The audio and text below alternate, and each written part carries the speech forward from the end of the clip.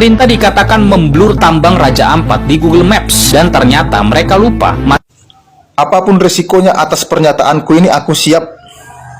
Aku siap kehilangan nyawa. Aku siap kepalaku dilepas dari badanku. Aku siap. Demi Tuhan, aku siap. Aku hanya ingin mengatakan kepada masyarakat Indonesia, khususnya rakyat jelata, rakyat tertindas, orang-orang miskin yang lahir di tanah yang kaya, sampai kapan kita menonton kejahatan yang dilakukan pemerintah ini? Sampai kapan kita menonton? Sampai kapan kita dijolimi? Sampai kapan kita melihat mereka bersandiwara melakukan kejahatan di atas secara besar-besaran, terang-terangan, bahkan dilindungi hukum? Sampai kapan kita melihat korupsi triliunan hanya di penjara 3 tahun, 4 tahun? Sampai kapan? Sampai kapan kita diam? Sampai kapan? Jujur, seandainya ada yang memberikan aku rompi bom bunuh diri, aku mau. Demi Tuhan. Demi Tuhan, aku mau. Kasih aku rompi bom bunuh diri. Pergi aku. Bunuh diri aku. Walaupun aku kehilangan nyawa, tapi kutulis sejarah bahwa orang Indonesia menderita oleh kelakuan pejabat-pejabatnya dan aparat-aparat penegak hukumnya. Sampai kapan kita seperti ini? Sampai kapan? Kita kaya. Kita nggak perlu bayar pajak karena saking kayanya Indonesia ini. Dari pajak saja mampu menyumbang APBN 900 triliun. Dari pajak saja. Dari kekayaan alam. Betapa jahatnya pemerintah sekarang dan pemerintah sebelumnya. Mereka bekerja sama, hanya ganti casing, hanya ganti warna, tapi isinya sama. Google Maps mereka blur supaya kejahatan mereka tidak terlihat dari Google Maps. Berarti ini kan kejahatan ini sudah sangat terencana dan dilakukan oleh orang-orang elit di pemerintah. Sampai kapan? Perhatikan, setiap daerah pasti ada penghasil mineral, tapi warganya, masyarakatnya miskin. Pemerintahnya yang kaya, aparat-aparatnya yang kaya, orang-orang yang dekat dengan pemerintah yang kaya. Kita apa? Kita tidur di gerobak-gerobak di atas kardus. Lalu Pak Prabowo bersedih karena menterinya belum dapat mobil dinas. Pak Prabowo ingin menaikkan gaji hakim 280%. Lalu kebijakan Pak Prabowo untuk rakyat supaya harga cabai tidak mahal, maka setiap rumah tangga minimal menanam 5 pot cabai. Menteri Kesehatan mengatakan BPJS tidak bisa mengcover, maka saran saya masyarakat pakai asuransi swasta. Lalu Wamensos menyindir masyarakat yang miskin karena orang tuanya miskin, makanya anaknya miskin. Menteri Keuangan asik menuntut bayar pajak, memblokir rekening yang tidak taat pajak. Lalu apa hukumannya bagi koruptor? 3 tahun, 4 tahun. Sampai kapan kita melihat ini? Coba kalian flashback perjuangan nenek moyang kita melawan Belanda, digantung, digilas panser. Kenapa kita diam? Jumlah kita 200 juta lebih. Warga manusia sependeritaan yang dijolimi oleh pemerintah. Di negara mana pemerintahnya bertahan ketika rakyatnya sudah bergerak?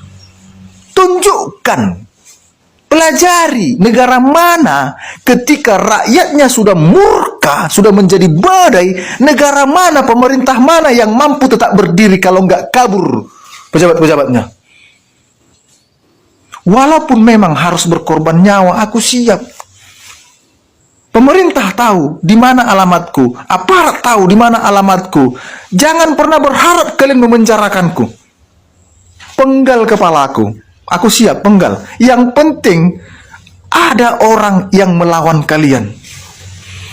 Aku siap. Berikan aku senjata, aku siap. Berikan aku senjata, aku muak. Revolusi. Ini sudah negara nggak benar. 3 elemen sudah jahat semua.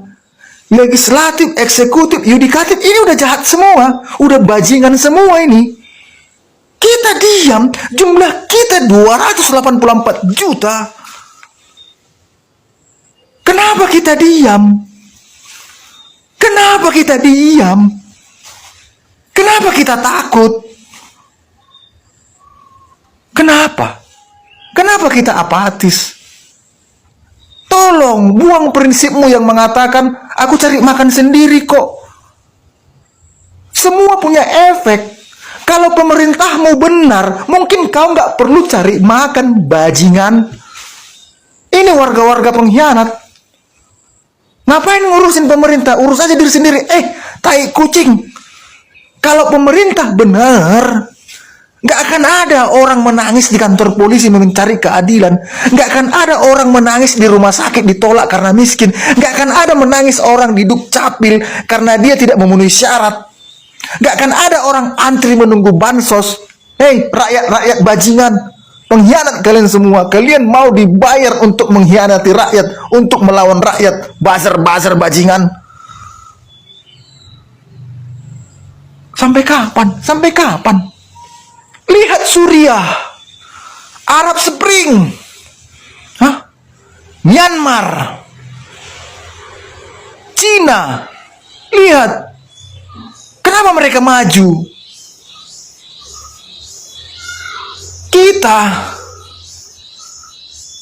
pemerintah sekarang sibuk pengen merevisi sejarah negara, sementara undang-undang koruptor, perampasan aset koruptor yang dari dulu tidak kunjung dibahas, tidak kunjung disahkan. Bajingan pemerintah sekarang. Apapun risikoku, main. Apapun risikoku. Kalau kalian bawanya aku untuk ke penjara, tidak.